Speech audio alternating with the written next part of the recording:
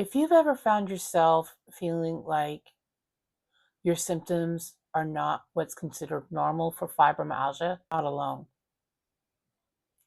A lot of us spend time second guessing our symptoms, whether we're over exaggerating them, whether we are just tired, whether we're weak, and whether we're not coping as well as everybody else seems to be coping. Today, I want to walk through 5 most common symptoms, but my intention is not just to list the symptoms, it's to recognize what may be going on in your own body, and I want to try and break the cycle of self-blame. Because when you change the story that you tell yourself every day, that is actually progress towards finding a different path. Before we start, I do want to list something very important. While these symptoms are the most common in fibromyalgia, that does not mean that they're easy to deal with. Common doesn't mean easy. Common doesn't mean mild.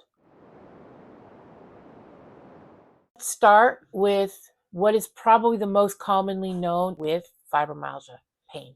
The widespread pain we feel, one of the things about the pain is it changes. One minute you may be feeling a burning sensation, and then another you may be feeling the acute sensation and spasms. Or another, it's just a simple touch can send you wanting to hide. They're stuck in your muscles, or they're stuck in your joints.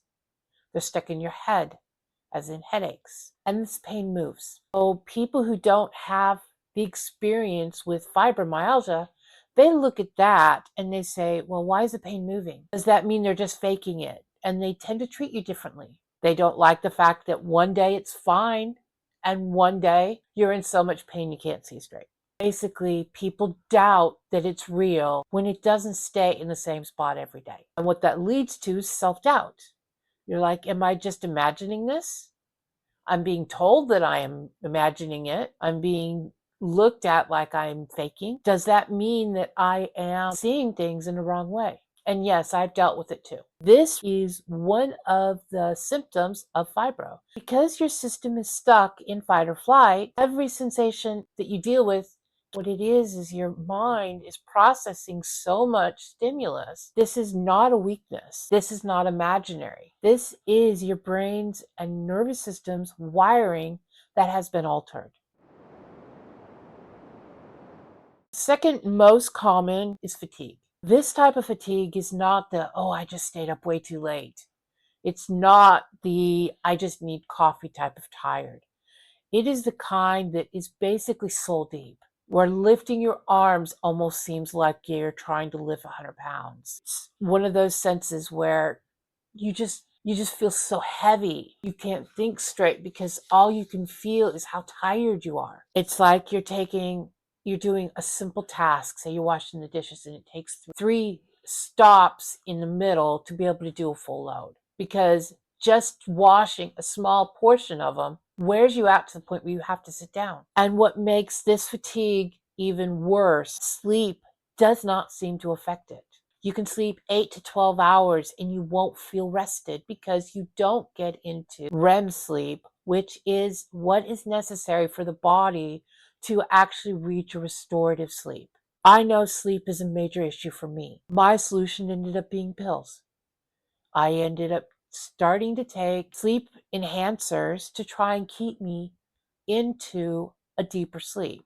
And if I don't get a minimum of 6 hours a day, I'm going to have a flare. And one of the consequences of this sleep is your body never resets. You start believing you're not trying hard enough to sleep, believing you're doing stuff to interrupt that sleep. But ultimately, fibromyalgia is a physiological state. It's not a mental state.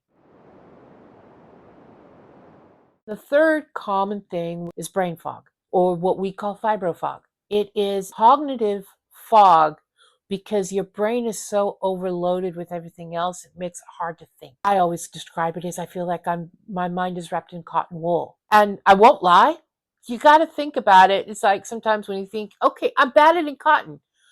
Okay, will that make it hurt less because nothing can reach your skin?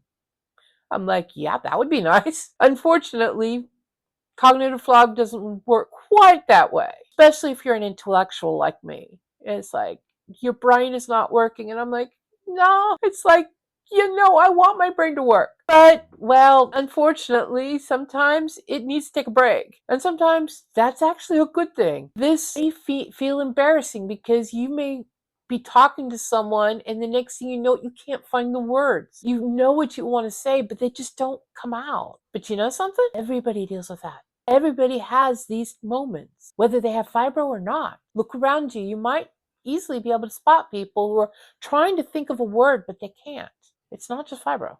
It may feel like it's just fibro, but it's not. However, this does make you start questioning yourself. You start questioning your competence. You start questioning your intelligence. One thing you've got to bear in mind is this type of fog is basically your mind just being overloaded. Your nervous system is so overloaded that it is a protective feature of your brain. It's trying to keep you from going too far. It's trying to reduce some of the stress. It doesn't mean that you're less capable than you were before. It just means you've got to approach things differently. That overload is not a character flaw. It's not you giving up. The fourth thing that most people with fibro do experience, and that is a heightened sensitivity. People sensitivity to light.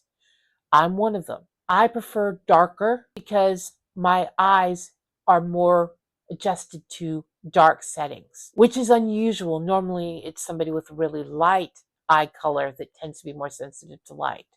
With my dark eyes, I should be more toned to the daylight hours, but I'm not. Another sensitivity might be to smell. Sensitivity to things like if you've got fish allergies, which I do, I'm very sensitive to the scent of fish. There are ones that are more sensitive to perfume. Sensitivity to touch. Some people, if you touch certain areas of their body, it's automatically going to be read as a very strong pain sensation. The ways to work around some of that is changing your clothing because some people can't handle the tightness of most clothing. Or like me, I have to wear pants that don't have a side seam because one of my tenderest points is my hip.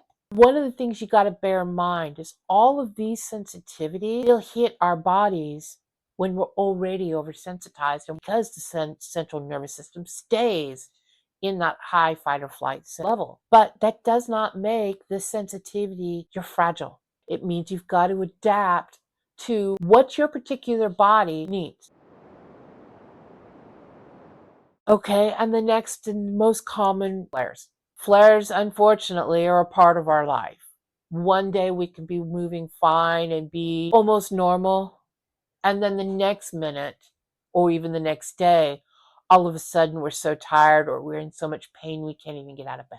And often we don't know what triggers them. That builds an uncertainty in your life that makes you more reactionary, and you're more afraid to do things that you think might trigger it. And that triggers a lot of self-blame. But you got to bear in mind flares are generally due to a cumulative amount of stress in your body. That means physically, emotionally, and sensorily. And this is where the cycle that I've mentioned comes into play. If your main problem is pain, then pain becomes stress. Stress becomes more fight or flight. This means it amplifies the symptoms. Symptoms that create the isolation you feel, and then that isolation equals more stress, thus starting the cycle all over again. Only each time it gets worse. Now, if you recognize a lot of these symptoms within yourself, you're not alone. These are not random personal failings. They're very common patterns in fibromyalgia. The fact is one of the hardest parts about this illness is how isolated we feel. Understanding the illness doesn't take it away. It doesn't fix it. But it can help with understanding that you're not to blame. By reducing stress can help calm your system a little bit, and that is something you can build on. It's a personalized one, but it's not one you have to go through alone. That is all that I am actually trying to achieve. I want people to feel seen. I want people to feel a little less alone. And that is ultimately why I started this channel. If this actually reflects in something you would like, please consider subscribing to my channel. And I would genuinely like to hear from you. What symptom has shaped your daily decisions so far? Is it the pain? Is it the fibro fog? Is it the fatigue? You can keep it simple, if it even be a single word. In the next episode, I'm planning to discuss some of the more uncommon symptoms, whether it be emotional sensitivity, whether it be digestive issues, which are common but not very well discussed, sound and social overload, and even the identity shifts that we have to learn and get through the grieving process of going from being able bodied to somebody who has fibromyalgia. Because it's not just your body that changes. It is also how the experience of everything you deal with shifts your emotional and mental well being. And that actually deserves to have its own focus. So until then, be intentional about how you use your energy. And I will see you next time. Thank you.